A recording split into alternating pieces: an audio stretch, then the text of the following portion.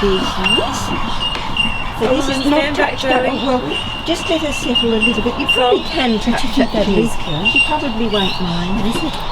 She's a little ringtail. Oh, sorry, you were making a guess. What do you think it is, though? Yes.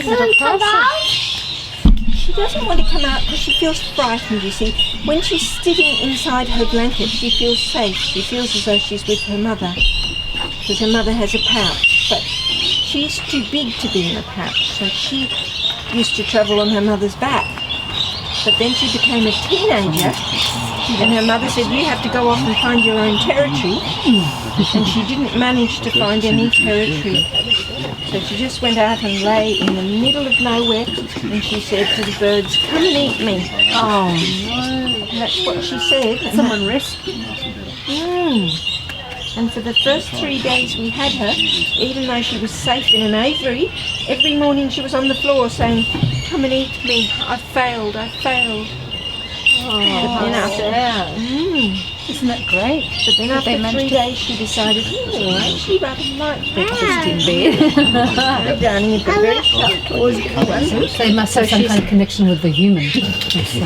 But she's actually very calm for a ringtail. I'll just show you her tail, because her tail is quite remarkable. It's like having another foot or another hand. Wow. She can really hang on with that tail.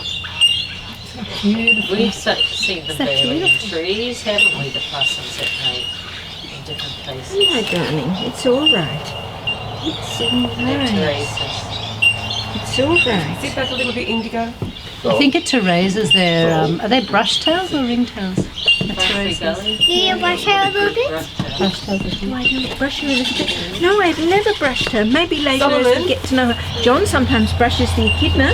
I think it's because it's called a brush tail. And ringtails barely make any sound at all. It's just like a little bird twittering, little tiny twitter. But brushtails, oh my goodness, they're noisy, aren't they? They're very noisy. Brushtails assert themselves and they say, I'm going to be alive, I'm going to do whatever I like, whereas ringtails say, I give up, I give up. It's a permanent message from ringtails.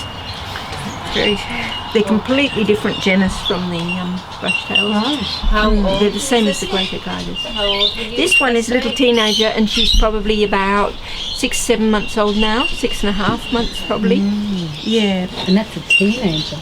That's a teenager. Yeah, as soon as she came in, we could see she wasn't a baby, but she wasn't an adult, so she's still very mixed up. But she does love her breakfast in bed, so she wants to be alive now, but she doesn't want to be out there. She was to begin with being spoiled a bit. She was having a wonderful mush made of apple and pear and egg and honey, all whizzed up together. And then she sort of graduated to pieces of pear and pieces of apple, which she loves now, and grapes she loves. But she also has leaves at night. And at the moment she thinks the leaves aren't that great, but probably as she gets older she'll have more leaves. Hasn't she got a soft belly? See her little pouch? You could just see her little pouch then. Just in there. Where's it gone? Where's it gone? Somewhere there. I saw it for a minute. I've lost it again, haven't I? Very furry. Would you like to have a little pet with your finger? Very soft, isn't it, Bailey? Do they bite? Well, they do bite each other, but they don't usually bite people. They're actually not very nice to each other, ringtail possums. No, that's why she gave up, because she didn't find any territory and everybody was being nasty to her. But all the people are being very nice to her. She likes them. She's definitely still very shy.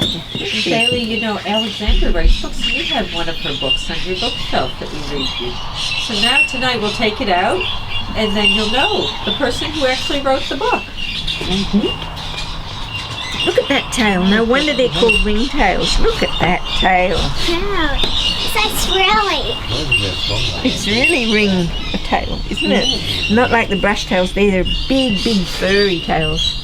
And when the brushtails have all their fights at night and they make all that row, you come out in the morning and see all this fur everywhere and you think, oh my goodness, somebody's had a bad time. But they haven't. It's just that the fur came out in the mouths of the other ones that were fighting them, And the other ones didn't like having a mouthful of fur, so they stopped biting. And that happens with the cats as well. It's a very good defence mechanism. It means that when you're having a big fight, you actually do something very nasty to the person who's fighting you. Give them mouthfuls of fur. So they've only got like their feet. Yes. They're unusual. It's amazing. It's just like the koalas, isn't it, John? Yeah. With a little thumb for holding on a branch. Hold on to my finger like a branch. Mom, And, just like on the koala, it doesn't have a claw on it. Yeah. what's that? Absolutely gorgeous. What was her name? Yeah, that was Estelle. Estelle. Perfect name for Ringtail. Who gets to name all the animals? Well, Jeannie, because I'm sort of like Jeannie's mum and Jeannie's Estelle's mum. So I'm teaching Jeannie. And the main message when we get these little orphans into people is just to say, look at your animal and understand every word your animal's saying. And so that's my job, to interpret. And Jeannie's looking after this little one and she named her Estelle. All right.